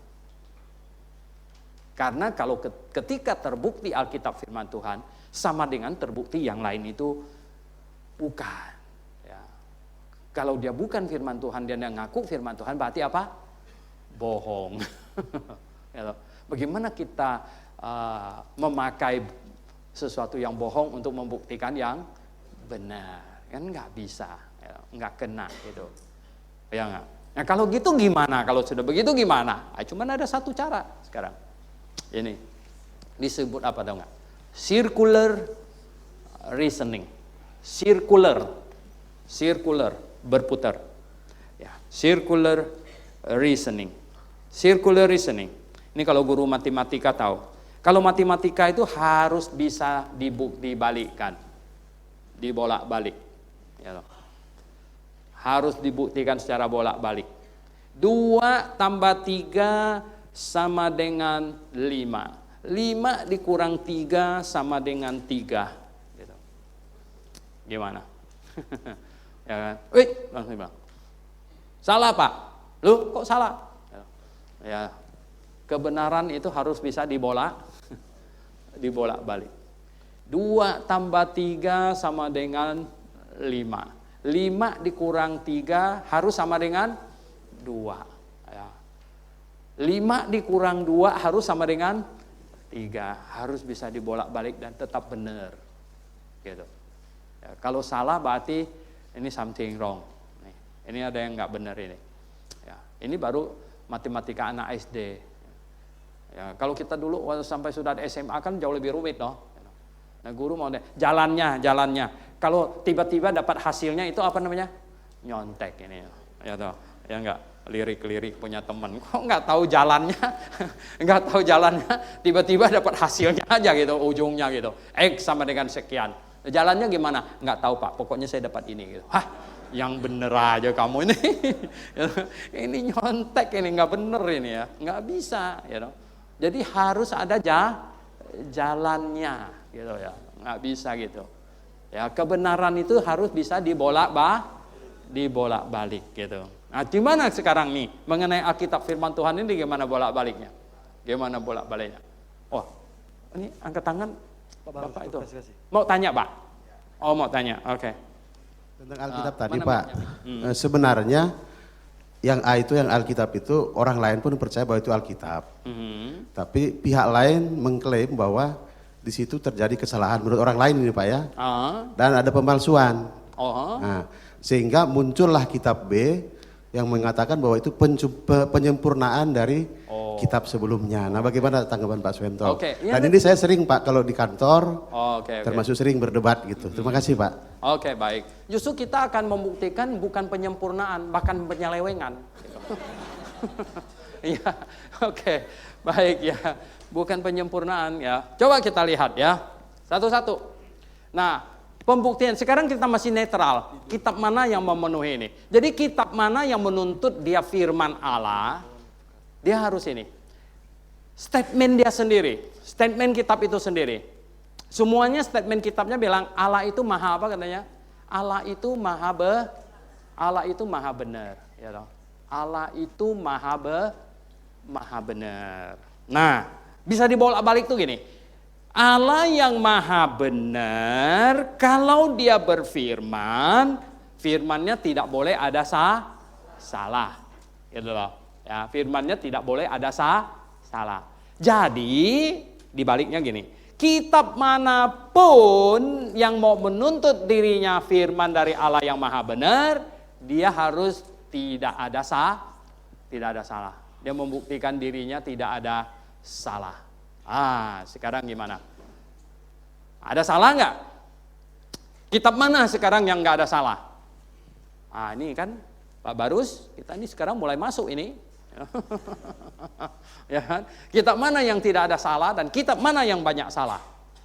Wow, ini nggak main-main ini. Dede ingat. Waktu di Jogja saya ke masjid itu tahun berapa itu, Dede?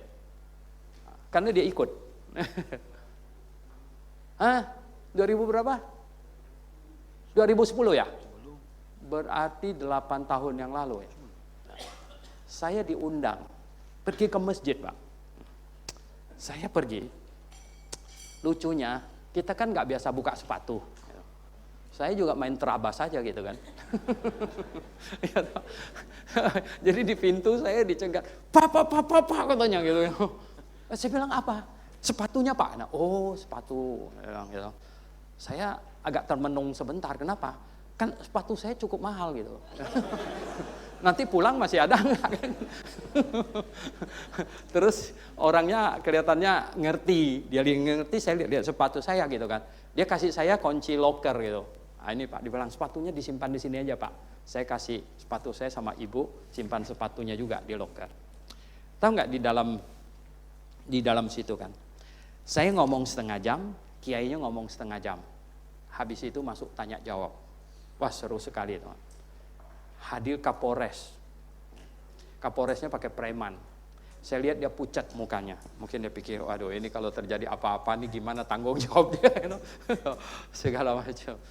Nah habis itu masuk tanya jawab. Tanya jawab, wah ada tangan semuanya begini kan. Ada satu tanya, Pak Suhento dia bilang, mau tanya, ada beda nggak Alkitab sama Al-Quran? Saya bilang ada. Ada samanya nggak? Ada. Oke. Nah bedanya apa? Terus kalau beda ada mana yang benar? Waduh, tanyanya begitu sama saya. Ini ngomongnya di masjid loh, bukan di warung kopi loh. Ya kan? Waktu itu saya masih bergurau lagi. Saya bilang boleh nggak saya berkata jujur? Saya bilang tulus. Boleh katanya. Ada satu mantan polisi jenderal lagi duduk di situ. Tapi dia sudah pensiun punya. Saya bilang boleh saya ngomong jujur nggak? Boleh. Mereka semua bilang boleh. Saya bilang maksud saya gini, kalau saya ngomong jujur sekali, saya bilang, masih boleh pulang nggak saya? Saya bilang gitu. Mereka ketawa ya seperti Anda bilang, mereka ketawa gitu ya. Akhirnya ya udah saya bilang gini, saya nggak usah ngomong yang terlalu orang nggak tahu punya lah, saya bilang. Yang semua orang tahu aja, saya bilang. Semua orang tahu. Apa sih? Gini, di kitab Alkitab saya bilang menulis Abraham disuruh mempersembahkan anaknya namanya Ishak. Di kitab Al-Quran ditulis Ibrahim, Abraham juga disuruh mempersembahkan anaknya namanya Ismail. Nah kalau peristiwa itu 2 kali, ya nggak ada masalah, ya kan? Ya udah sekali Ishak, sekali Ismail, selesai urusannya, nggak udah urusan. Tapi saya bilang karena peristiwanya cuma sekali. Nah kalau peristiwanya sekali kan nggak mungkin dua-duanya anak itu kan. Berarti apa? Salah satu saya bilang. Ya kalau bukan Ishak, Ismail. Nah saya bilang, Bapak Ibu bisa terima nggak sih Bang? Kalau yang dipersembahkan Ishak berarti yang Al-Quran salah. Kalau ini dipersembahkan Ismail berarti Alkitab salah. Saya bilang. Bapak Ibu bisa terima? Bisa. Saya bilang, saya percaya yang benar itu Alkitab. Saya bilang gitu, saya percaya yang benar itu Alkitab. Wah mereka agak gini mukanya. Kan sudah tahu jawabannya apa kan? Ya toh? Berarti yang satu apa? Salah. Saya bilang tapi begini, saya harus punya alasan yang cukup. Kenapa saya percaya yang Alkitab yang benar? Yang disuruh persembahkan kan anak perjanjian. Anak perjanjian sekarang Isa atau Ismail.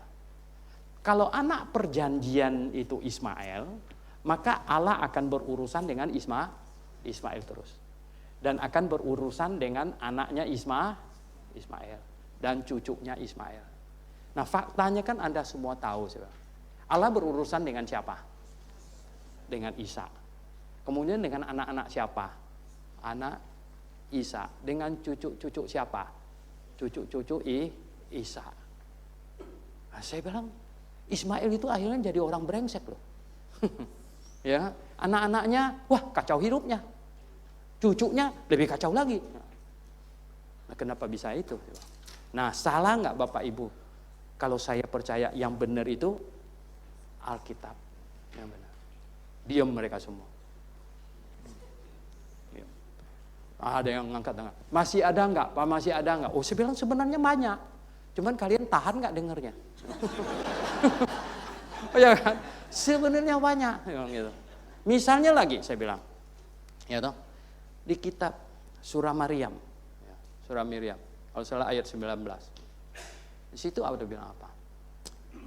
Miriam katanya yang melahirkan Yesus. Ketukeran nama sama Miriam yang di kakaknya Harun gitu. Ya, itu selisih waktu 1500 tahun. Ya. Kekacauan masalah waktu. Dan dibilang Miriam sakit perut mau melahirkan. Kemudian lari-lari di padang gurun. Sampailah di bawah pohon korma. Ketemu malaikat. Dan malaikat suruh goyang pohon korma. Nah, melahirkan di bawah pohon korma. Nah, saya sih nggak pernah hamil ya.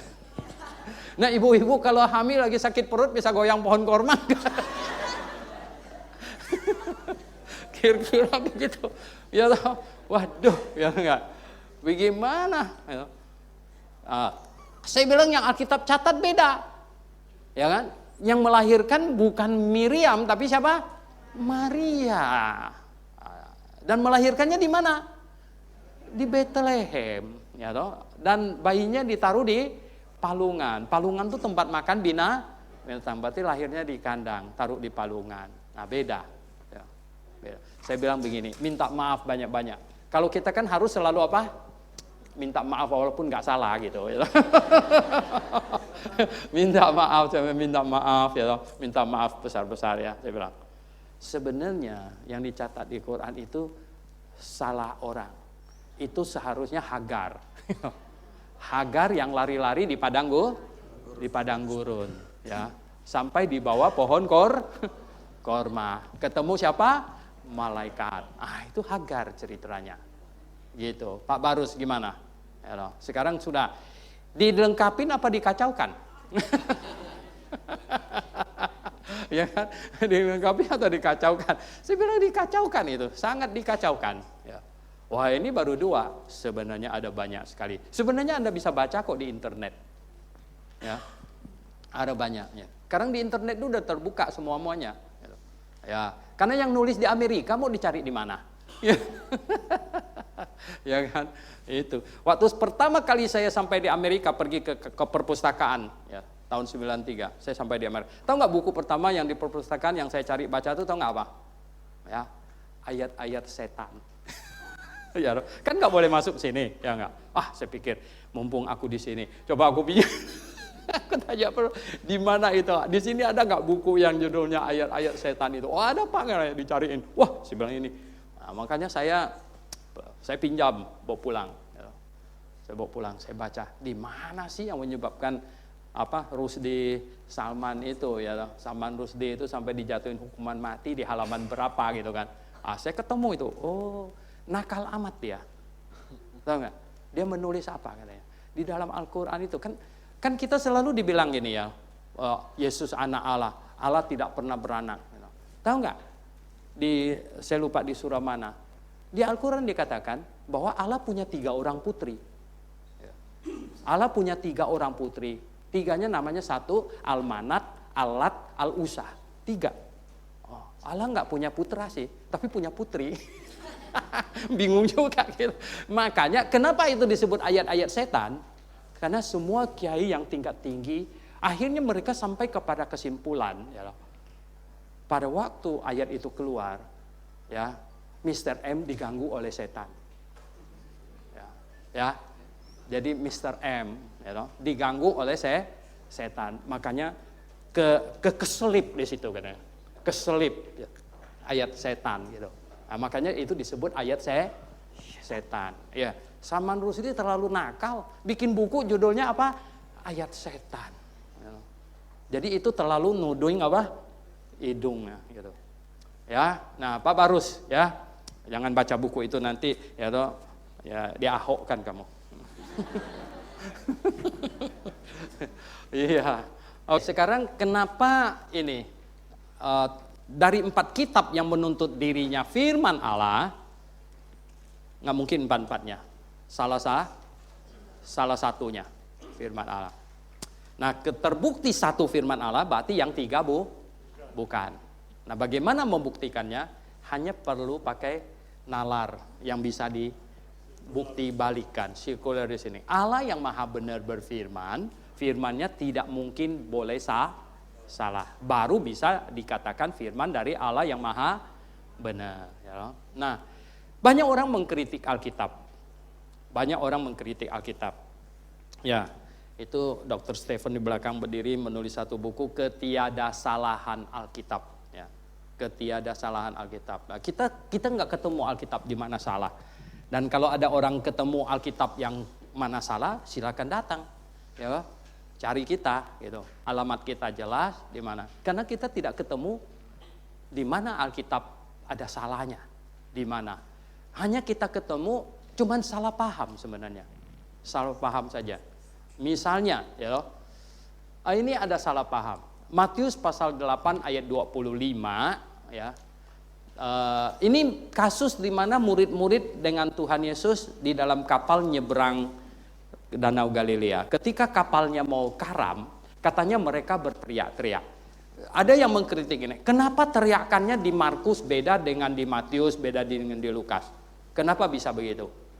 Nah, kenapa beda katanya? Berarti catatnya nggak benar katanya. Bisa begitu nggak? Hah? Tiga-tiganya benar nggak? Nah, kenapa bisa benar? Ya loh. Karena apa? Di dalam kapal ada berapa orang? Banyak. Minimum Tuhan Yesus sama 12 murid. Kalau kapal mau karam kira-kira disuruh satu orang yang teriak atau gimana gitu? Ya enggak?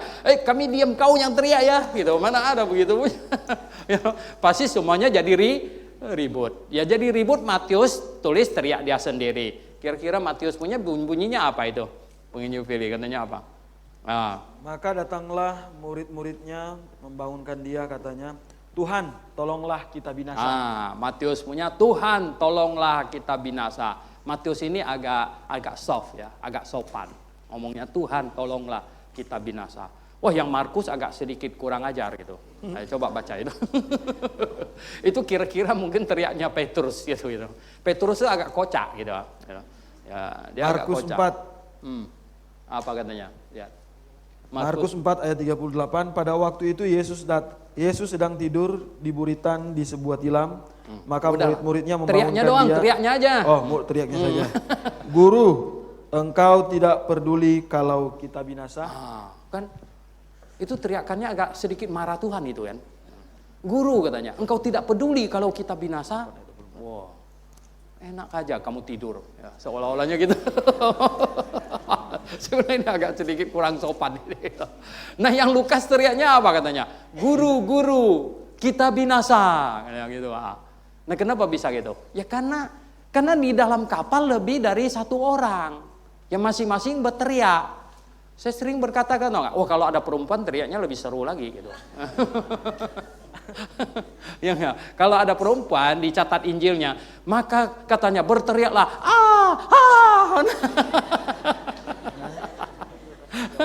ya itu lebih seru lagi. Nah, sekarang kita lihat ini. Kemudian ada yang bilang lagi, nah itu teriakan memang itu. Sekarang katanya apa? Kenapa tulisan di atas kayu salib Tuhan Yesus bisa beda, Matius, Markus, Lukas kok bisa beda katanya? Kan tinggal dicatat. Kenapa bisa beda? Nah kalau gitu salah catat nggak menurut Anda? Tidak salah catat. Masalahnya di mana? Yohanes 19 ayat 19-20 kasih keterangan. Untung ada ayat ini. Kalau tidak bisa salah paham habis itu. Ya. Yohanes 19 ayat 19-20. Yohanes 19 ayat 19 dan 20, dan Pilatus menyuruh memasang juga tulisan di atas kayu salib itu, bunyinya, Yesus orang Nazaret, Raja orang Yahudi. Terus?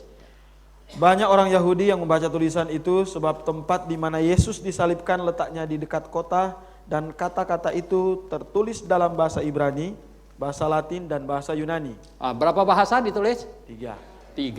Bahasa Yunani, bahasa Latin, bahasa Ibrani. Ada 3 bahasa. Ya nggak heran lah kalau akhirnya ada 3 versi. Ya, Matius pasti dia kira-kira kutip bahasa apa?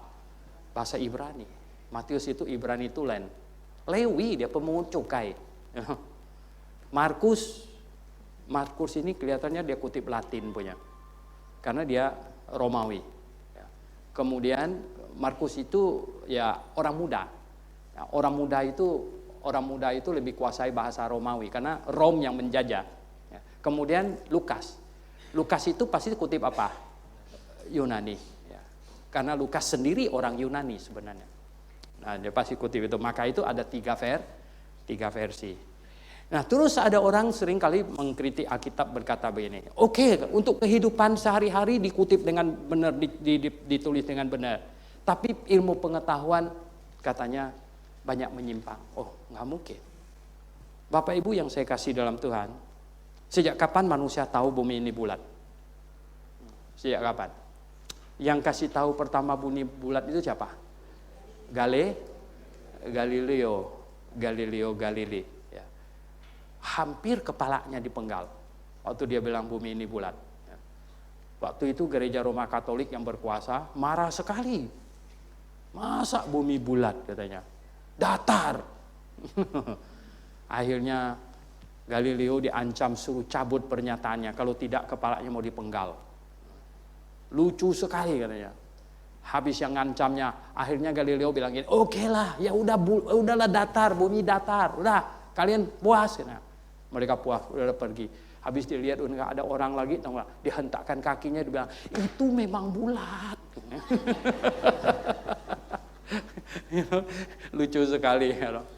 Dan apa kata Alkitab? Yesaya 40 ayat 22. 40 ayat 22. Dia yang bertahta di atas bulatan bumi, yang penduduknya seperti belalang. Oh, dia yang bertata di atas bulatan bumi. Dia yang bertata di atas bulatan bumi. Bumi bulat. Oh, ada mereka yang bilang, Pak Suhento, tidak bulat. Itu bahasa Ibraninya tuh kok itu artinya circle, ya, kayak koin gitu. Jadi bulat, tapi sebenarnya gepeng. Nah, saya bilang sebenarnya bulat begini, tetap ya circle juga semuanya. Nah, yang jelas Alkitab telah menyatakan bahwa bumi ini circle, ya, artinya bulat gitu, ya, bulat. Ya. Bukan bulat seperti bola katanya, nggak mungkin. Apalagi sekarang sudah ternyata bahwa bumi ini memang bulat. Cuman ada sebagian orang yang dikasih gelar apa? Kaum bumi datar katanya itu. Kaum bumi datar ya.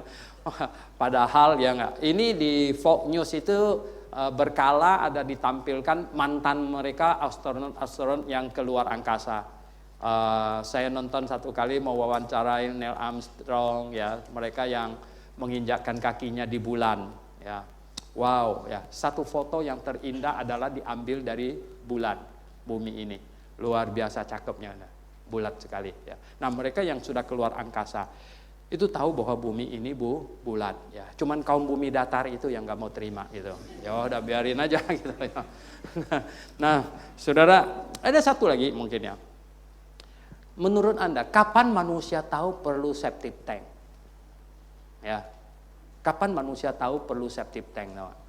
Tadi bumi itu bulat. Selisih Galileo dengan Yesaya, tahu nggak berapa tahun? Yesaya tulis 700 tahun sebelum Masehi. Galileo mengatakan bumi ini bulat 1400 sekian. Jadi jaraknya berapa? 2000-an tahun lebih. Ya. Kapan manusia tahu perlu septic tank? Supaya nya bisa ditaruh ke dalam situ. Tahu nggak? Saya baca, saya mengikuti, bukan baca, di National Geographic juga. Itu pertempuran antara Inggris dengan Jerman di daerah Jazirah Arab di sana. Jerman kalah telak. Dibahas itu berkat kecerdasan jenderal Inggris, satu orang jenderal Inggris. Tahu nggak kecerdasannya atau apa? Dia bilang prajuritnya yang puluhan ribu, ratusan ribu, satu batalion besar. Gitu. Dia bilang apa? Nggak boleh sembarangan berak. Lalu dia ambil peti sabun, dan dibolongin. Kalau mau duduk di situ, habis itu ditutup pakai karung goni. Gitu. Ya, jadi banyak gitu dipasang. Jadi tidak boleh semua. Yang Jerman nggak, jenderalnya nggak pinter. Buang sana, buang sini, buang sana, buang sini. Akhirnya apa? banyak penyakit. Jadi yang pasukan Jerman itu lemes-lemes ya, karena apa? Berak-berak terus gitu. Jadi ketika terjadi pertempuran dengan pasukan Inggris semuanya seger-seger gitu, mati banyak tentara Jerman. Ya, berkat ada apa? Septic tank gitu. Ya, berkat. Anda tahu nggak di dalam hukum Taurat Tuhan perintahkan sama Musa tentang pasukan Israel, kalau mau pergi berperang katanya, alat yang tidak boleh lupa dibawa itu apa enggak? Sekop kecil. Kalau mau buang air besar, maka galilah lubang, buang ke dalam di situ, kemudian tutup lagi. Kapan manusia tahu perlu septic tank? Sampai perang dunia kedua saja masih belum tahu. Tapi Tuhan sudah kasih tahu Musa bahwa tidak boleh sembarangan berak. Nanti pasukannya mati sendiri, belum ketemu musuh. Ya kan? Itu makanya saya berkata, ini satu-satunya firman Tuhan. Ya. Pak Barus, ya. Ada yang di kitab itu yang kamu maksudkan mereka ngomong itu untuk melengkapi. Ya. Sekarang diketawain para ilmuwan. Kalau lalat masuk ke dalam minumanmu katanya, diminum aja sama lalatnya sekalian. Katanya. Karena katanya apa? Satu sayapnya ada racun, satu sayapnya penawar racun. Mana ada yang macam begitu? Mana ada yang macam begitu? Ya makanya diketawain. Tapi nggak boleh ketawa loh. Ya, nggak boleh ketawa. Ya, makanya jadi kita heran. Begini ya, sesuatu yang boleh dikritik sampai sepuas-puasnya. Masih tetap benar, itu baru benar-benar apa? Kebenaran. Ya. Kalau tidak boleh dikritik, ya dikritik nanti kita akan masuk penjara 2 tahun, gitu. Waduh, gimana? Bisa benar, gitu. Nggak boleh dikritik, ya. Ya karena sebenarnya kan gini, misalnya ada satu orang, seseorang naik ke atas gunung, tiba-tiba dia turun, dia bilang apa? Tadi saya ketemu malaikat di atas gunung sana. Malaikatnya ngomong gini. Gitu. Yang temannya bilang, yang bener aja. Gitu. Bener. Gitu. Nggak mau percaya? Gue sembeli kalian ya. Oh ya udah percaya deh. Akhirnya ketemulah satu kelompok kan. Gitu. Udah percaya sama dia. Kasih tahu semua orang bahwa malaikat sudah ngomong saya, bahwa saya itu nabi. Kalau mereka nggak mau percaya gimana? Sembeli dia aja. Oh iya. Akhirnya menjadi satu kampung, ya kan? Satu kampung meluas jadi satu kecamatan. Satu kecamatan menjadi satu kota. Menjadi satu negara. Kemudian menyerang negara yang lain. Dan akhirnya makin luas semuanya. Seluruh dunia dikuasai. Pokoknya nggak boleh ngomong salah. Nggak ada salah. Oh itu salah, jangan ngomong. Begitu. Kita penjarakan dia aja. Saudara, ya ini bukan kebenaran kalau begitu. Kebenaran itu boleh dikritik. Yang kedua, Allah yang maha suci. Nah kalau Allah maha suci berfirman, soal semua kitab bilang Allah maha suci. Enggak ada kitab yang bilang Allah maha berdosa. Semuanya bilang Allah maha suci. Jadi kalau Allah maha suci berfirman, maka firmannya harus mengajarkan standar moral yang paling tinggi. Berarti mesti dibalik. Kitab manapun di muka bumi ini yang menuntut dirinya firman dari Allah yang maha suci, dia harus mengajarkan standar moral yang paling tinggi. Nah sekarang kitab mana yang mengajarkan standar moral paling tinggi itu kitab mana? Ya, hanya Alkitab yang bilang kasihilah musuhmu seperti dirimu. Kitab lain malah ada yang bilang apa? Kalau dia nggak mau percaya, sembeli dia. Walah, gitu. Kamu bisa bayangkan ya, betapa mengerikan itu, ya enggak? Oh, tapi semuanya kita damai kok, damai, gitu. Tapi kamu saya sembeli ya. Disembeli dengan damai, gitu. Tapi gimana ini kalau sudah begini nih? Ya enggak? Mau disembeli kita dengan damai tapi. Jadi ya, kasihilah musuhmu seperti dirimu sendiri. Cuman di Alkitab. Ya. Kasihi sesamamu seperti itu. Ya.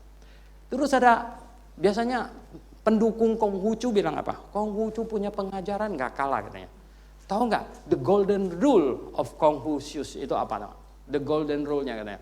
Janganlah kamu perbuat sesuatu yang kamu tidak mau orang lain perbuat padamu. Bagus nggak itu? Oh bagus lah. Gitu. Kalau tidak mau dibenci orang ya jangan benci orang. Tidak mau ditipu orang ya jangan tipu orang. Tidak mau dikhianati orang jangan khianati orang. Wah kalau gitu kita semua rombongan ikut Konghucu aja. Saya bilang ya otaknya Konghucu diciptakan oleh Tuhan Yesus. Bagaimana mungkin dia kalah, betul nggak? Lalu apa kata Tuhan Yesus? Matius 7 ayat 12. Bilang apa? Matius 7 ayat 12. Segala sesuatu yang kamu kehendaki supaya orang perbuat kepadamu, perbuatlah demikian juga kepada mereka. Oke, segala sesuatu yang kamu kehendaki orang perbuat padamu, perbuatlah itu juga. Yang Konghucu bilang apa? Segala sesuatu yang kamu tidak mau orang perbuat padamu, jangan perbuat pada dia. Tuhan Yesus bilang, segala sesuatu yang kamu ingin orang lain perbuat padamu, perbuatlah itu. Apa bedanya? Ya, yang Konghucu punya apa? Pasif. Yang Tuhan Yesus punya aktif. Mana lebih bagus? Mana lebih bagus? Kalau semua ikut Konghucu jadi diam, pasif kan? Diam. Dunia sepi. Gara-gara pengikut Konghucu. Ya enggak? Tetapi Tuhan Yesus punya aktif. Yang kamu ingin orang lain perbuat padamu, perbuat itu dulu. Mau dihormati orang? Hormat orang dulu. Mau disayang orang? Sayang orang dulu. Mana ada lebih bagus lagi dari punya Tuhan Yesus? Ya, jadi karena Dia Allah yang Maha Suci, maka firman-Nya mengajarkan standar moral yang paling tinggi. Terus pengerti Alkitab bilang apa lagi? Katanya itu si Daud ngambil istri orang dicatat. Segala macam. Wow. Dicatat, tapi tidak disuruh kita ngambil istri orang. Betul nggak? Dicatat, artinya apa? Alkitab mencatat secara fair. Segala hal baik yang dibuat oleh Daud perlu dicatat, hal buruknya perlu dicatat nggak? Dicatat, ya, supaya seimbang. Ya toh? Abraham bapak apa? Bapak orang beriman. Saat-saat dia tidak beriman, wow, istrinya hampir dia gadaikan sama raja. Dia tidak beriman. Nah, munculnya Is itu, munculnya Is, yang tadi yang bilang mau dipersembahkan. Itu kan gara-gara Abrahamnya pusing ini. Udah mau umur 100 katanya mau lahir anak kok nggak lahir-lahir. Ya enggak? Lalu Sarah juga katanya nggak ada iman. Udahlah katanya. Ini mungkin maksud Tuhan itu dari satu ini nih. Tuh kamu lihat tuh yang lagi ngepel gitu.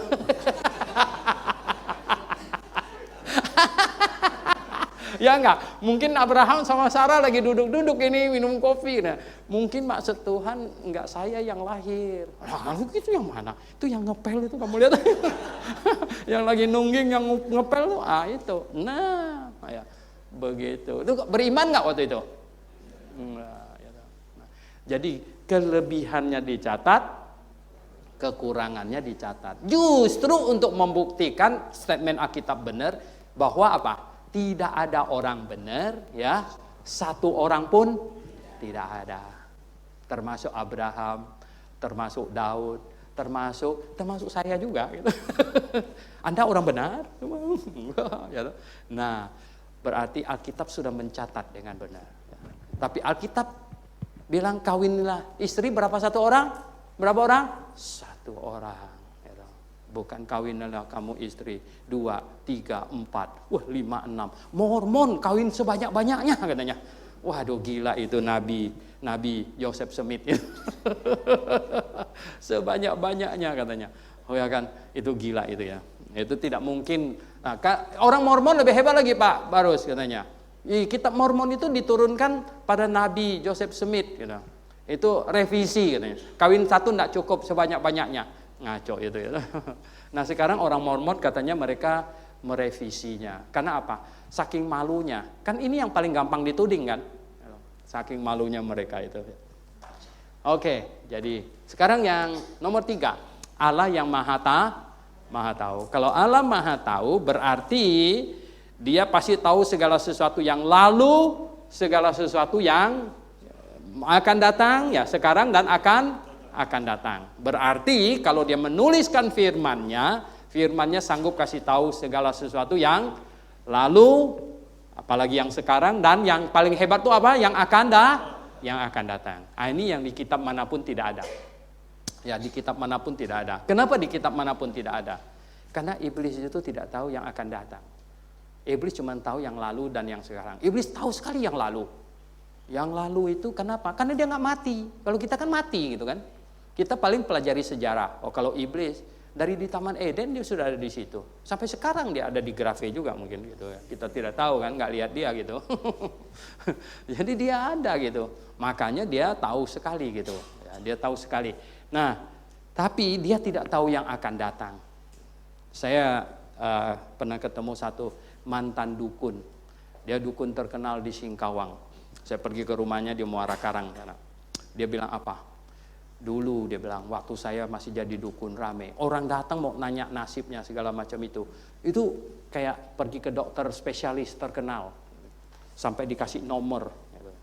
Jadi dia di dalam duduknya gini, dia panggil, nomor 20, ya ada pembantunya panggil, nomor 20. Ya, masuk satu cewek, bilang, kamu duduk, jangan sebut nama kamu, saya yang nyebut. Namanya Anita, betul? Wih, kaget ya, kok bisa tahu dari datang, saya nggak ngomong kok. Cuma ngambil nomor doang. Gitu. Ya. Umur kamu 27, betul? Wih, kok bisa tahu ya? Wih, kamu bisa enggak ya? Kagetnya gitu. Mama kamu di Pontianak lagi sakit, betul? Wih, kok dia tahu di Pontianak ya, punya HP apa gitu. Wow, lebih hebat lagi. Di pantat kamu ada tompel, betul? Waduh, ini sih ngintip waktu mandi. Waduh. Baru dia tanya, sekarang kamu mau tanya apa sama saya? Seharusnya perempuan tuh balik tanya ya. Mestinya kamu tahu saya mau tanya apa gitu. Wah, dia bilang apa katanya? Selanjutnya dia tanya tuh, apalagi mengenai yang akan datang, saya bohongin semuanya. Udah dibohongin semuanya. Karena apa? Iblis itu tahu yang lalu sampai yang sekarang. Yang di depan itu tidak tahu. Dia tidak tahu. Tapi bisa nggak iblis kasih mimpi sesuatu yang akan datang, akan terjadi? Bisa. Gimana caranya kok bisa? Misalnya sebelum kerusuhan Mei 98, iblis kasih mimpi sama seseorang. Kenapa? Karena iblis memang rencana mau bikin rusuh. Ya kan? Ya udah dia kasih mimpi, kemudian dia yang bikin rusuh gitu. Supaya mimpinya cocok dan orang itu sangat percaya gitu. Ya, jadi lihat ya. Nah, tapi hanya di dalam Alkitab memberitahukan penciptaan dunia, pemusnahan dunia sampai selesai. Memberitahukan tentang munculnya kerajaan dunia demi kerajaan dunia dalam kitab Daniel. Anda boleh baca. Ya, hebat sekali ya. Di dalam kitab Wahyu semuanya ya. Keruntuhan bait Allah, Tuhan Yesus omong 30 sekian tahun sebelum itu. Tercatat dalam Injil. Muridnya bilang, lihat guru, gedung ini betapa megah. Tuhan Yesus ngomong apa? Kamu lihat, bilang, aku berkata kepadamu, satu saat nanti tidak ada satu batu pun dibiarkan terletak di atas yang lain. Dan habis Tuhan Yesus omong tahun 30 sekian. Kemudian tahun 70, Jenderal Titus datang hancurkan kota Yerusalem, bait Allah dihancurkan, ya, dibakar, dan kemudian apa? Habis dibakar, tinggal pemulung yang tinggal di situ. Mereka datang untuk cari emasnya, pecah-pecahin batu semuanya. Akhirnya tidak ada satu batu pun dibiarkan terletak di atas yang lain. Persis seperti kata Tuhan Yesus. Tidak mungkin manusia bisa omong itu. Ya, dan kemudian terjadi satu persatu hal. Hanya Alkitab yang mencatat itu. Kitab yang lain tidak ada. Karena hanya Allah yang tahu sesuatu yang akan datang. Oke, Bapak Ibu yang saya kasih dalam Tuhan, gimana? Anda percaya Alkitab firman Tuhan sekarang? Amin. Amin. Ya, bisa jawab orang? Ya. Salah satu atau satu-satunya? Hah? Satu-satunya. Coba yang percaya Alkitab satu-satunya angkat tangan.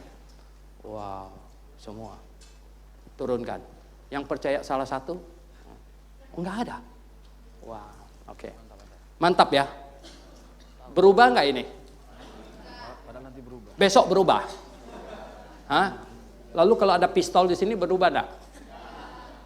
Hebat sekali.